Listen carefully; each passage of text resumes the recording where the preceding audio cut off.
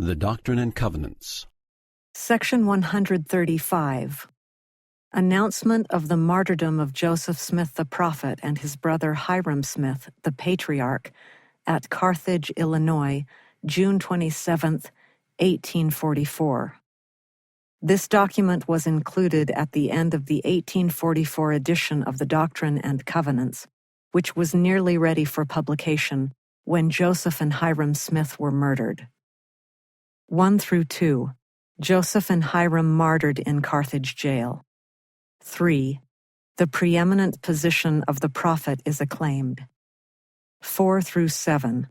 Their innocent blood testifies of the truth and divinity of the work. To seal the testimony of this book and the Book of Mormon, we announce the martyrdom of Joseph Smith the Prophet and Hyrum Smith the Patriarch.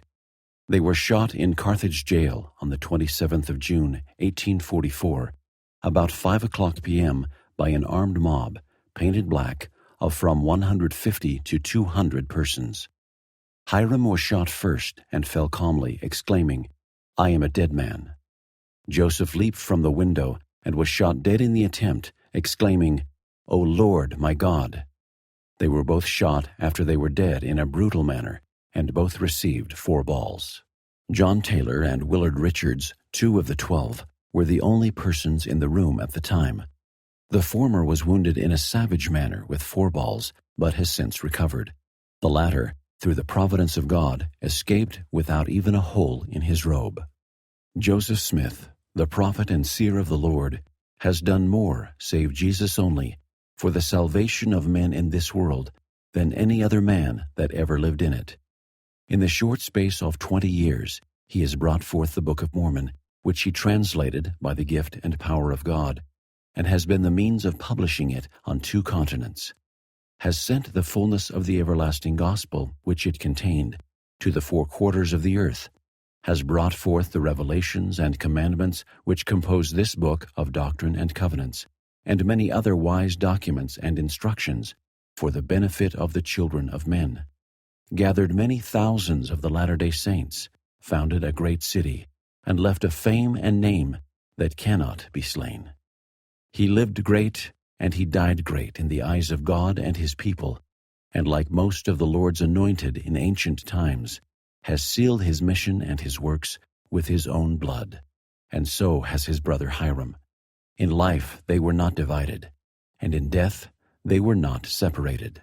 When Joseph went to Carthage to deliver himself up to the pretended requirements of the law, 2 or 3 days previous to his assassination, he said, "I am going like a lamb to the slaughter, but I am calm as a summer's morning. I have a conscience void of offense towards God and towards all men. I shall die innocent, and it shall yet be said of me, he was murdered in cold blood." The same morning, after Hyrum had made ready to go, shall it be said to the slaughter? Yes, for so it was. He read the following paragraph near the close of the 12th chapter of Ether in the Book of Mormon, and turned down the leaf upon it. "And it came to pass that I prayed unto the Lord that he would give unto the Gentiles grace, that they might have charity.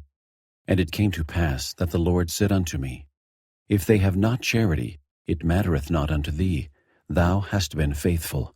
Wherefore, thy garments shall be made clean.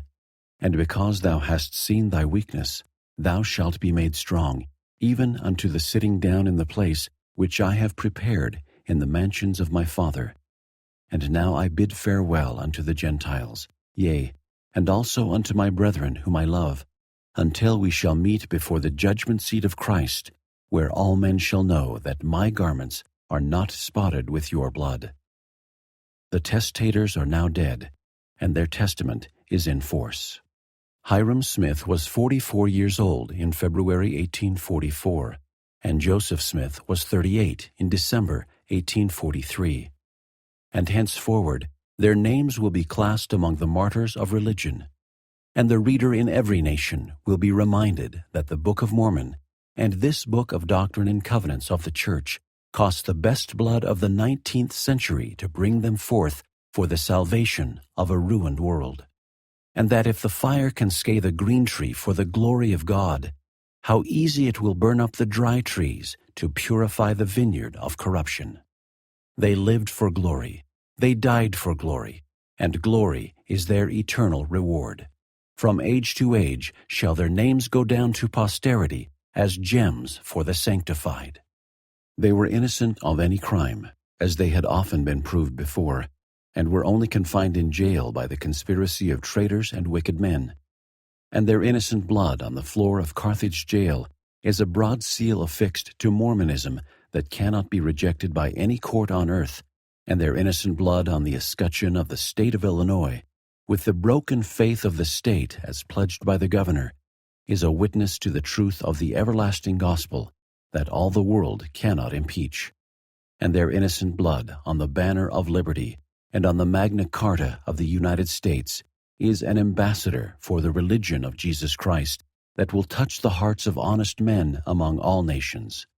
And their innocent blood, with the innocent blood of all the martyrs under the altar that John saw, will cry unto the Lord of hosts till he avenges that blood on the earth.